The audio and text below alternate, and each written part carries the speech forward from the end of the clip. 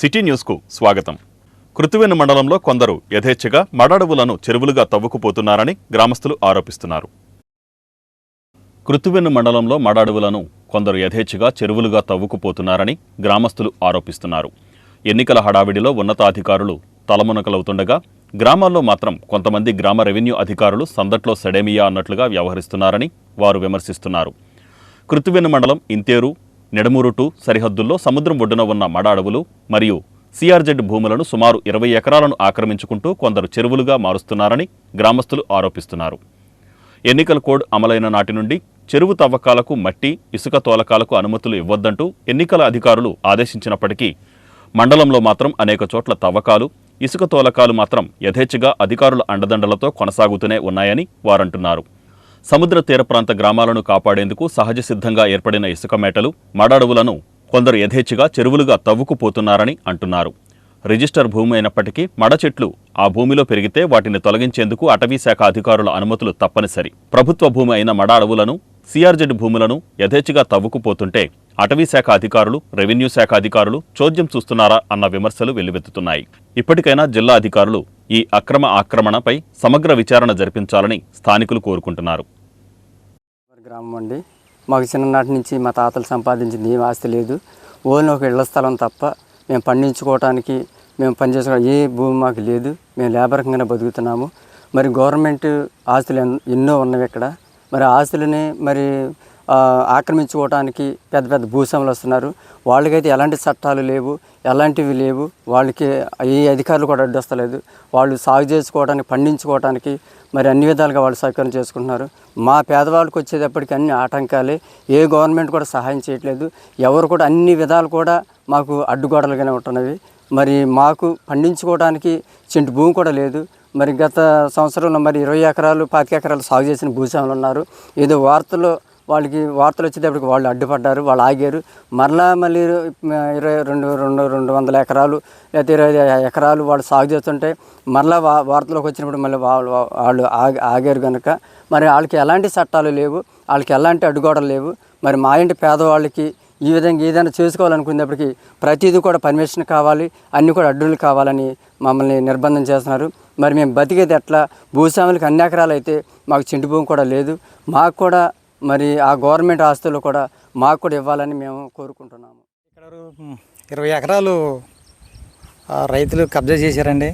రైతు ఆయన మాకు మనిషికి వచ్చి ఒక కొంచెం ఎంతో కొంత పంచిపెట్టినా సరే ఎంతో ఉపాధి జరుగుతుంది. 2 ఎకరాలన్నా సరే మరి గవర్నమెంట్ ఎందుకు సహకరిస్తలేదు తెలిస్తే వాళ్ళకే సహకరిస్తున్నారు. ఏ గవర్నమెంట్ అయినా, ఆ తెలుగుదేశం అయినా, మామూలు వైఎస్ఆర్ కాంగ్రెస్ పార్టీ అయినా, దేనికైనా సరే రైతులకి పెద్ద పెద్ద వాళ్ళకే కుమ్ము కాస్తున్నారు కానీ తప్ప మాలాంటి లేబర్కి ఏ అవకాశం ఇవ్వట్లేదు. భూమి ఏమైనా ఉందా?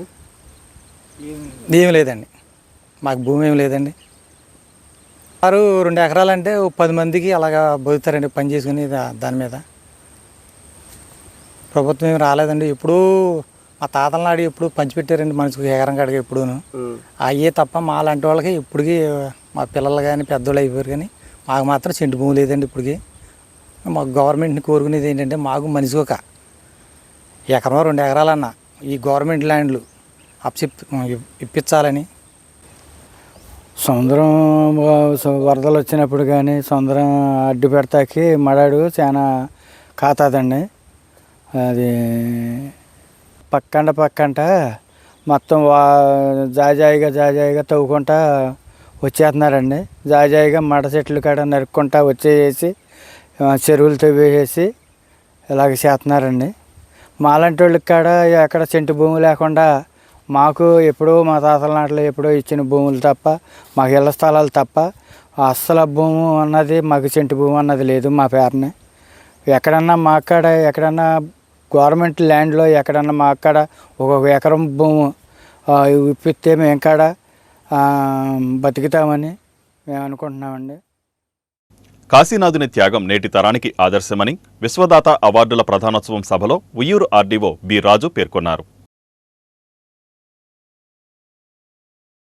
విశ్వదాతగా మహాత్మా గాంధీచే బిరుదు పొందిన కాశీనాథుని నాగేశ్వరరావు పంతులు త్యాగం, దానగుణం నేటి తరానికి ఆదర్శనీయమని ఉయ్యూరు ఆర్డీఓ బి రాజు అన్నారు. విశ్వధాత కల్చరల్ ఫౌండేషన్ ఆధ్వర్యంలో పామర్రు మండలం ఎలకూరులో వివిధ రంగాలలో ప్రముఖులకు విశ్వధాత అవార్డులు ప్రదానం చేశారు. ప్రముఖ తోలుబొమ్మల కళాకారుడు దళవాయు చలపతిరావు, ప్రముఖ కవి లగడపాటి సంగయ్య, సైకత శిల్పి ఆకునూరి బాలాజీ వరప్రసాద్, ప్రముఖ కూచిపూడి నాట్యాచార్యుడు ఏలేశ్వరపు వెంకటేశ్వర్లు, ఆంధ్ర పత్రిక కార్యనిర్వాహక సంపాదకురాలు వి విజయలక్ష్మి, ప్రముఖ సంఘ సేవకులు మట్టా రాధాకృష్ణమూర్తులకు ఈ సందర్భంగా అవార్డులు ప్రదానం చేసి ఘనంగా సత్కరించారు. ఈ సందర్భంగా ఆర్డీఓ బి రాజు మాట్లాడుతూ రాష్ట్రంలో భారత స్వాతంత్రోద్యమంలో ప్రముఖ నాయకునిగా కాశీనాథుని నాగేశ్వరరావు పంతులు ప్రముఖ పాత్ర పోషించారని అన్నారు. విశ్వధాత కల్చరల్ ఫౌండేషన్ అసోసియేషన్ అధ్యక్షులు కాశీనాథుని నాగేశ్వరరావు అధ్యక్షతన జరిగిన ఈ విశ్వధాత అవార్డుల ప్రధానోత్సవం కార్యక్రమంలో గౌర వెంకటేశ్వరరావు, తిరుమల తిరుపతి ధర్మ ప్రచార పరిషత్ శ్రీవారి సేవకులు తురగా ప్రసాద్, నాగస్వప్న, ముదిగొండ శాస్త్రి తదితరులు పాల్గొన్నారు. ఈ కార్యక్రమంలో కేడీబీ ట్రస్ట్ మానసిక దివ్యాంగుల పాఠశాల విద్యార్థులు కూచిపూడి నాట్య ప్రదర్శనలు అందరినీ ఆకట్టుకున్నాయి.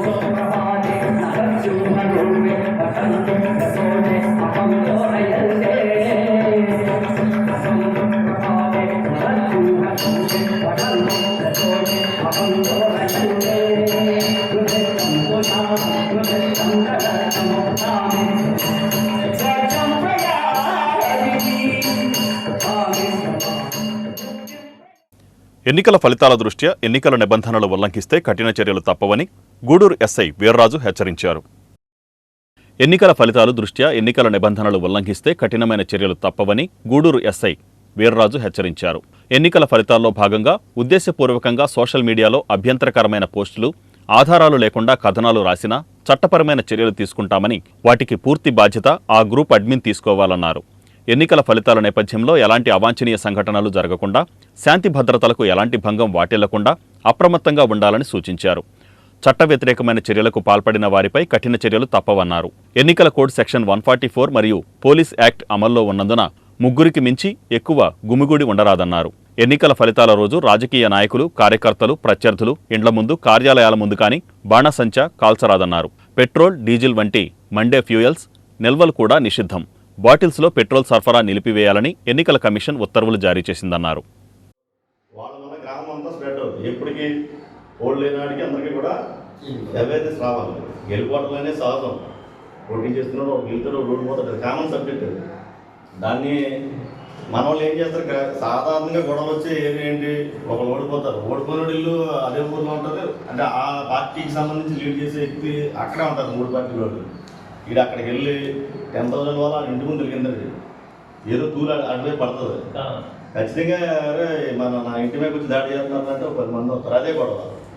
బైకులు ర్యాలీ కామన్ అయిపోయింది. పూర్వం అందరూ కూడా ఒకప్పుడు బండి ఉండి ప్రతి ఒక్కరికి బండి ఉండదు. ఇంట్లో 4-5 బండ్లు ఉన్నాయి. ఒకటి కాదు. ఈ బైక్ ర్యాలీ చేస్తాడు. ఆ ఇంటి ముందుకు వెళ్ళి స్టంట్లు వేస్తారు, యాక్సిడెంట్ రేట్ చేయడాలు, ఆటలు కొట్టాలి, లేనిపోయి ఇదన్నమాట. అది ఆ పాయింట్ ఒకటి మీరు మాట్లాడాలి ఖచ్చితంగా. అదేవిధంగా స్టేటస్ ఇలా ఏది కిందకి ఒకడెడతాడు, తెచ్చేడు పెడతాడు స్టేటస్. రానా నా కొరక చూసుకుందని ఒకడెడతాడు. అవే రెచ్చగొట్టి దూరం. ఈ ఏరియాలో ఏదైతే చెప్పినా చాలా ఎక్స్పీరియన్స్తో చెప్తే ఇవన్నీ చిన్నగానే ఉంటాయి, కానీ పెద్దగా జరిగిపోతాయి. ఇవన్నీ జరిగిపోయిన తర్వాత మన హ్యాండ్లో ఏముండదు. కానీ మన వరకు, మీ వరకు, నా వరకు నేను చెప్తున్నా. తర్వాత చట్టాన్ని అమలు చేసేవాళ్ళం. మేము ఇంకా మామూలు లాంటి వెళ్ళిపోతాం. ప్రతి దాంట్లో కూడా చాలా స్ట్రింజెంట్ యాక్షన్ తీసుకోమని కలెక్టర్ గారు, డీజీ గారు, అదేవిధంగా మన సిఎస్ గారి దగ్గర ఆర్డర్స్ ఏంటంటే ఐటీ రంగాన్ని అభివృద్ధి పరిచిన మహానేత స్వర్గీయ రాజీవ్ గాంధీ అని పెడన కాంగ్రెస్ పార్టీ నాయకులు పేర్కొన్నారు. ఐటీ రంగాన్ని అభివృద్ధి పరిచిన మహానేత స్వర్గీయ రాజీవ్ గాంధీ అని పెడన కాంగ్రెస్ పార్టీ నాయకులు అన్నారు. భారతదేశ మాజీ ప్రధాని స్వర్గీయ రాజీవ్ గాంధీ వర్ధంతి కార్యక్రమం కాంగ్రెస్ పార్టీ ఆధ్వర్యంలో పట్టణంలో నిర్వహించారు. రాజీవ్ గాంధీ చిత్రపటానికి నాయకులు పూలమాలలు వేసి నివాళులర్పించారు. దేశానికి రాజీవ్ గాంధీ అందించిన సేవలు స్మరించుకున్నారు. రాజీవ్ గాంధీ తనయుడు రాహుల్ గాంధీకి అండగా ఉంటూ కాంగ్రెస్ పార్టీ బలోపేతానికి తాము శక్తివంచన లేకుండా కృషి చేస్తామని పేర్కొన్నారు. జిల్లా ఉపాధ్యక్షులు లింగాల సుధాకర్ రావు అధ్యక్షతన జరిగిన ఈ కార్యక్రమంలో పట్టణ అధ్యక్షుడు డాక్టర్ సిహెచ్వి అప్పారావు, జిల్లా ప్రధాన కార్యదర్శి రాగి రమేష్, బంటిమిల్లి మండల అధ్యక్షుడు కట్టా నాగేశ్వరరావు, యువజన నాయకులు భాష తదితరులు పాల్గొన్నారు. ఆయనకి నివాళులు అర్పించడం జరిగింది. అయితే మిత్రులారా, ఆయన ప్రధాని పదవి చేపట్టిన తరువాత ఆయన తీసుకొచ్చిన సంస్కరణలు కానీ, ఆయన చేసిన మహోన్నత కార్యక్రమాలు కానీ, టెక్నాలజీ రంగానికి ఆద్యుడిగా పేరు పొంది పంచాయతీరాజ్ వ్యవస్థకి మకుటము లేని మహారాజుగా వెలుగొంది అనేక మంచి సంస్కరణలు తీసుకొచ్చి భారతదేశాన్ని ప్రపంచ దేశాలలో అగ్రగామిగా నిలబెట్టాలన్న ఉద్దేశంతో ఆయన పడ్డ తపన, ఆలోచన చాలా గొప్ప విషయంగా మనం పేర్కొనాలి. ఈవేళ యువత 18 సంవత్సరాలకి ఓటు హక్కు కలిగి ఉన్నదంటే శ్రీయుతులు రాజీవ్ గాంధీ గారు తీసుకొచ్చిన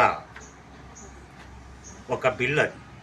ఆ రోజునే 18 సంవత్సరాలకి ఓటు హక్కు కలిగి ఉండాలని చెప్పి ప్రధాని హోదాలో ఆయన తీసుకొచ్చిన ఒక సంస్కరణ.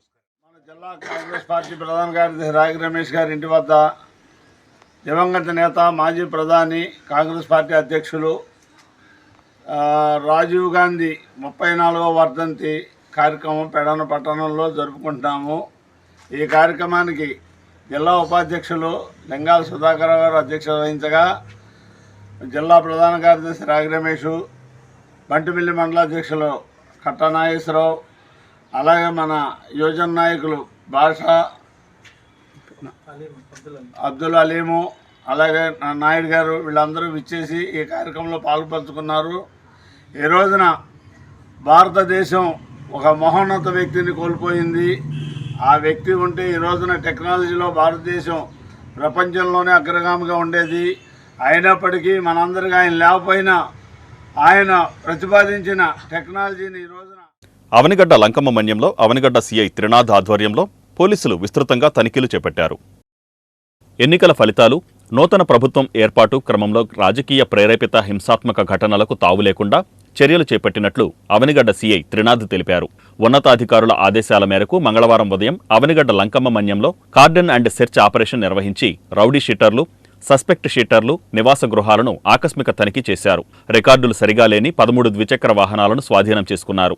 ఈ సెర్చ్ ఆపరేషన్లో Avanigadda CI Trinath, Challapalli CI Nagaprasad, Avanigadda sub division ఎస్ఐలు, సిబ్బంది పాల్గొన్నారు.